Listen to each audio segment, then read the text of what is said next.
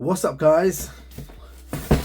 An exciting box has just landed on my desk. So today I'm quite excited to unbox the latest MacBook Pro 2024 version with the new M4 processor. Roll the intro.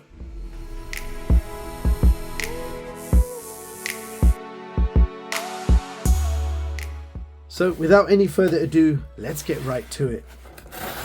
Just gonna cut it from the top. I already knew it's going to be a box inside a box. Second box.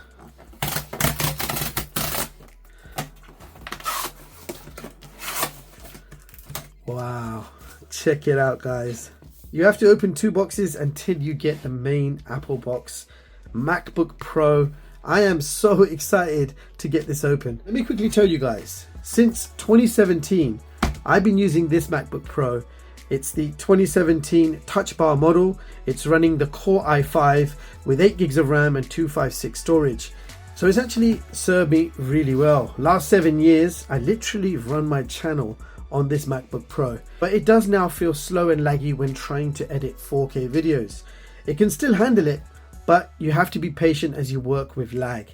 So it takes longer to edit those videos that you guys have been watching and following on this channel. So old MacBook Pro is now being upgraded to the new 2024 MacBook Pro. At the back there, when I'm in the office, I do edit with the M2 Mac Mini. So when I need a bit of a performance boost, that is what I use. Otherwise, this has been my main daily driver. 7 years later, here we are, my second ever MacBook Pro. So we've opened two boxes. I finally reached the main MacBook Pro box. And as expected, the main box is all white with the image of the product on top, and it says MacBook Pro on the sides. Just going to rip the tab. That's one, and that's two. Now we can get this baby open. Oh man. So here it is, guys. My first interaction with the MacBook Pro 2024. Yeah, I can't contain the excitement. Wow. You just touch the MacBook and you know what quality is. Wow, the Apple logo looks a lot bigger. So straight away, wow, rounded edges. This feels different. Let me just tell you quickly what else you get in the box. So we got a high quality braided MagSafe 3 charger. So USB-C to MagSafe 3. Interesting. And you do get a power brick. Now I wasn't sure if this was going to come with a power supply, so I'm actually happy that they have included one. And you can see it's a 70-watt USB-C power adapter. So in that fancy box, that is all you get. And of course you do get some paperwork as well. So here it is, guys, the new 2024 MacBook Pro in space black. And first impression, this is so damn beautiful. So this is the base model of the MacBook Pro, and it costs $1,599. Now, if we talk design, having used space gray for so many years, space black is a nice, refreshing change. I'm also noticing the size difference. The new MacBook Pro is 1 centimeter bigger in length and width, but the thickness is actually nearly the same. Now, for ports, on the right side, we have a full-size HDMI port, which supports 4K display output. Then we have a single Type-C Thunderbolt 4, which supports up to 8K display out and can also be used for charging. And then we have a full-size SDXC memory card slot. So that's all the ports on this side. If we check out the other side, you've got the MagSafe 3 charging port. You have 2 more Thunderbolt 4s and a headphone jack. So compared to my old MacBook, which only had 4 Thunderbolt 3 ports and a headphone jack and nothing else, the extra ports are certainly nice to have. So I just want to compare a few things as well. Along with size, you can see the Apple logo is slightly bigger. And if we flip this thing over, you will notice that the rubber feet circles are also nearly double in size, and they do seem to protrude out a little bit more. So we've got the same ventilation on the left side, and you have that same vent on the back, but the vent does appear to be a lot bigger than the old model. So that's interesting. All right, let's open this up for the first time. Yes. Let's remove this cover because we don't need it. So as soon as I powered on, connected to Wi-Fi, it's immediately doing a macOS update. So while it's busy doing that, let's talk about the keyboard. So the keyboard is backlit and you've got nice, decent sized keys and a large trackpad to go with it. Now there is a power button in the top corner, which also has built-in Touch ID sensor, which is really good as I'm quite used to logging in with Touch ID. So I'm glad that is still an option.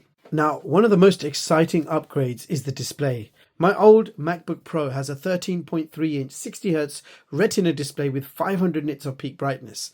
The new beast comes with a bigger 14.2-inch liquid Retina XDR display supporting 120Hz adaptive refresh, 1,000,000:1 dynamic contrast, and up to 1600 nits of peak brightness.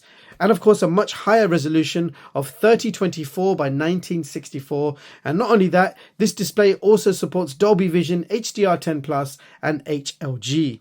Compared to what I was using, this is an absolute dream come true. Now the power and performance is also on another level.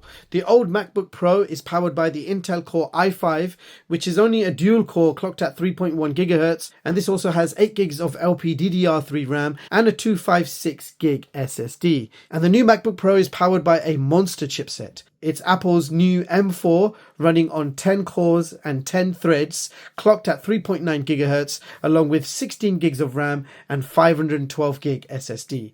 So massively upgraded chipset and double the RAM and storage. That is what I call an upgrade.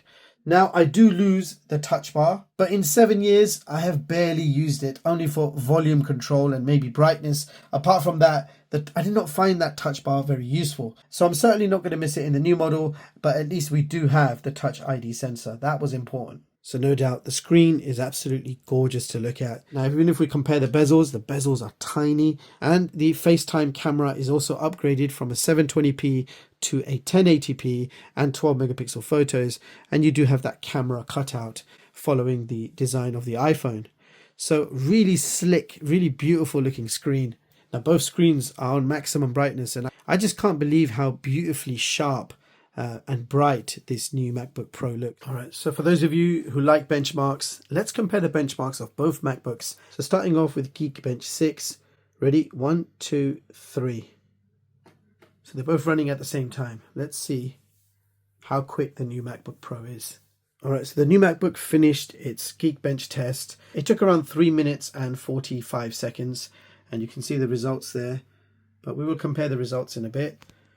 And 6 minutes and 51 seconds later, so we're nearly reaching the 7-minute mark, and we have not completed the test in the older MacBook. So both have completed the Geekbench 6 tests. 3 minutes 45 seconds in the new MacBook Pro. The old MacBook Pro took 7 minutes 59 seconds, so basically 8 minutes. And we'll compare the results. So single core score 1084 and multi-core score of 2319. And the new MacBook 3833 and 15060. Massive performance boost according to Geekbench. Okay, so now we're running Cinebench on both. Now I pressed start at the same time and the new MacBook Pro started the test straight away, whereas the older MacBook Pro took a few moments to begin the test. Old MacBook Pro, 866 points, single core. And the new MacBook Pro, 2,212 points, single core. Okay, I am now running the multi-core test, but while that's running, let's just check out the results for the single core. So you can see the Apple M4 is doing better than most Core i7s.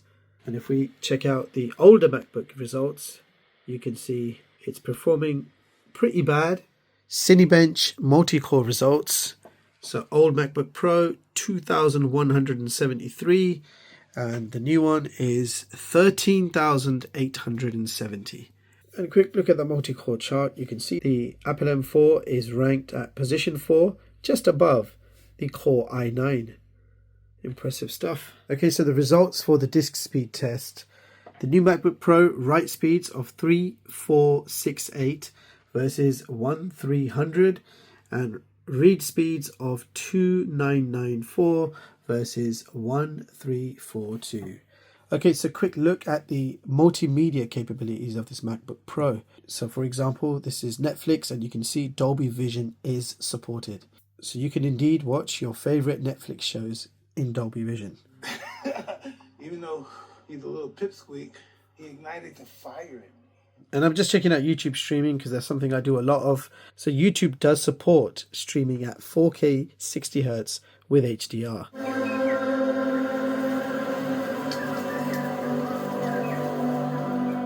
So a new feature that I've not seen in my old MacBook, so this is new to me, is mirroring your iPhone.